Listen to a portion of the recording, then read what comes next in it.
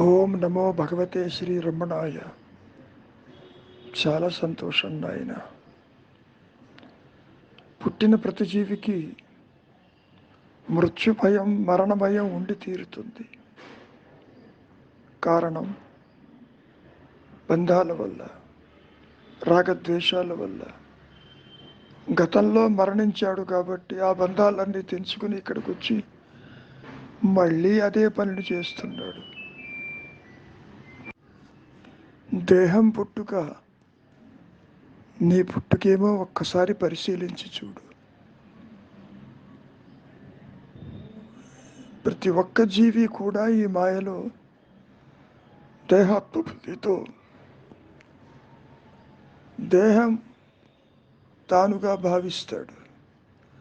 దేహధర్మాలు తన ధర్మాలు అనుకుంటాడు. దేహం లేకపోతే తనకు ఉనికి లేదనుకుంటాడు. కానీ ఒక్కసారి ప్రశాంతమైన చిత్తముతో పరిశీలిస్తే, నీవు నిద్రపోతున్నప్పుడు దేహం ఏమైంది, నీ సంసారం ఏమైంది, జగత్తేమైంది, అయినా నీవు ఉన్నావు కదా, దేహం లేకుండా ఉన్నావు కదా. కాబట్టి నిద్ర అనేది తాత్కాలిక మరణము, మరణము శాశ్వత నిద్ర అని మనం ఎన్నోసార్లు చెప్పుకున్నాం. అసలు పుట్టావని అనుకుంటున్నావు కాబట్టి మరణ భయం ఉన్నది. దేహం పుట్టుక నీ పుట్టుక కాదు కదా. ప్రతి ఒక్కడూ ఈ మాయలోకి పిడికెడు ప్రారంభంతో వస్తున్నాడు. వాటిని ఈ దేహం ద్వారా, ఇంద్రియాల ద్వారా సుఖ దుఃఖాలు అనుభవిస్తున్నాడు. కాబట్టి పుట్టాను అనుకునేవాడికి చనిపోతాననే భయం ఉండి తీరుతుంది. మరి దాన్ని తప్పించుకునేది ఎట్లా? విచారంతో. అసలు పుట్టింది ఎవరు? ఆత్మ ఎప్పుడైనా పుడుతుందా? ఎప్పుడూ ఉన్నదే కదా. పుట్టింది దేహము, తలుపులుగా తీరుతుంది. అన్ని దుఃఖాలకి కారణం ఈ తలుపులే. తలుపులంటే ఏమిటో చూడు, ఆలోచన అంటే ఏమిటో చూడు. అక్కడ ఏమీ లేదు. పోనీ ఆలోచించేవాడు ఉన్నాడేమో చూడు, అది లేదు. ఆది నుంచి అహంకారం తృణీకరించబడింది. ఈ మాయా నేనుకే ఇన్ని బోధలు, ఇన్ని శాస్త్రాలు, ఇన్ని మార్గాలు చెప్పడం జరిగింది.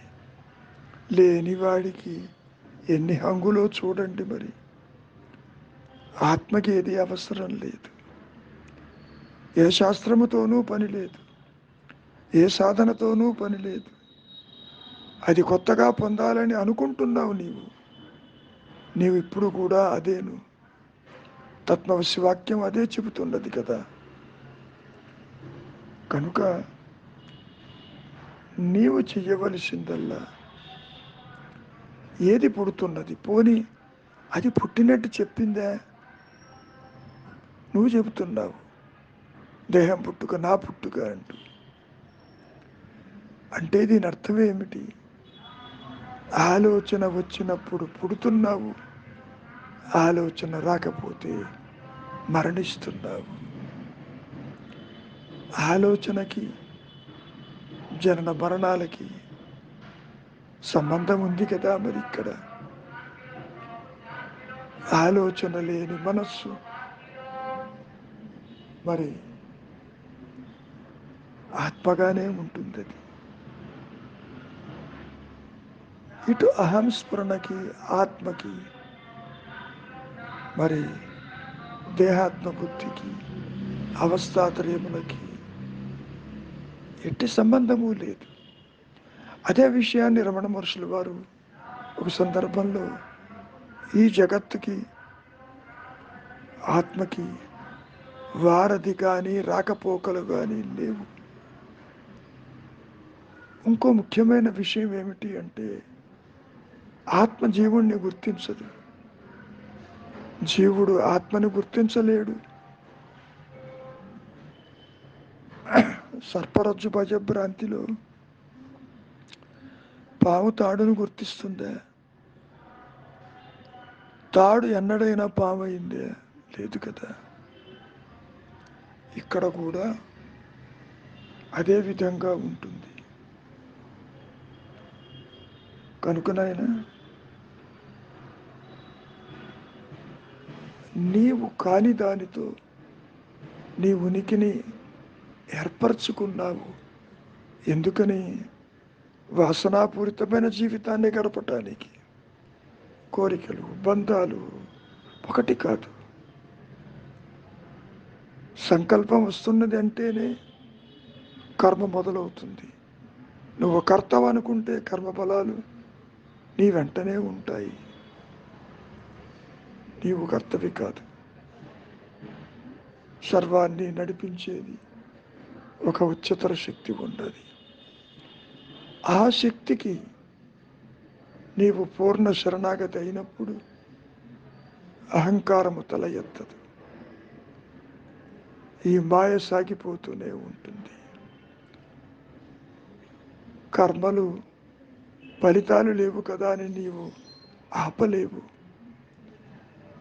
ఆ పరమేశ్వరుడు జీవులని వారి వారి కర్మానుసారంగా ఆడిస్తూ ఉన్నాడు కదా. జరగకూడనిది నీవు ఎంత ప్రయత్నము చేసినా అది జరగదు. మరి ఏం చేయమంటారు అన్నప్పుడు ఊరక ఉండుటే మౌనమే శరణ్యం అన్నారు. గతంలో చెప్పుకున్నట్టుగా పుట్టిన దానికి మరణము తప్పదు, మరణించింది తిరిగి పుట్టక తప్పదు. కృష్ణ భగవానుడు వారు భగవద్గీతలో ఈ విషయాన్ని కూడా చెప్పడం జరిగింది. అయితే అర్జునుడిని ఉద్దేశించి, అర్జున నువ్వు నేను పుట్టలేదు, రాజలోకాలు లేవని చెప్పటం కూడా జరిగిందిగా. అంటే అర్థం ఏంటి? ఉన్నదే జ్ఞానము, దానికి ఉదయ అస్తమానాలు లేవు, అది ఎప్పుడూ ఉంటుంది, దానికి మతి మరుపు లేదు. అది జీవుడు జగత్తు ఈశ్వరుడుగా మారదు. పోనీ జీవుడు ఏమైనా తిరిగి ఆత్మని పొందుతాడా? మారతాడా? సో జీవ బికమింగ్ ఆత్మ అనేది కూడా లేదు పొమ్మన్నారు. ఉన్నది ఉన్నట్టు ప్రకాశిస్తున్నప్పుడు లేనిది లేనట్టు అదృశ్యమైపోతుంది. ఇప్పుడు కూడా నేను అంటే ఆత్మే. నీవు దేహభావన కలిగినప్పుడు దేహం పుట్టుక నీ పుట్టుక అనుకుంటున్నావు.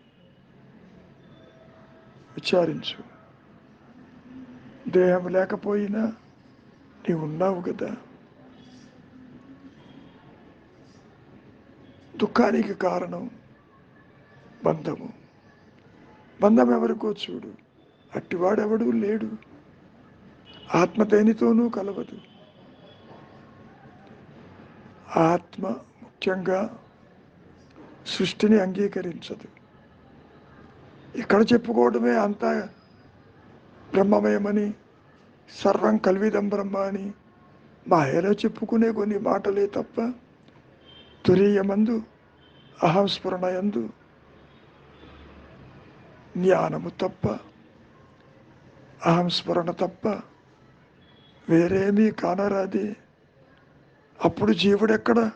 జగత్తెక్కడ? ఈశ్వర భావన ఎక్కడ? సృష్టి ఎక్కడ? జనన మరణాల ప్రస్తాపన ఎక్కడ? లేదు కదా. నేను పుట్టలేదని తెలుసుకోవటమే ఈ జీవిత పరమావధి. అహంకారము ఆది నుంచి తృణీకరించబడింది. ఆత్మగా పుట్టుక లేదు. మంచిది. మౌనమే నీ సహజత్వం.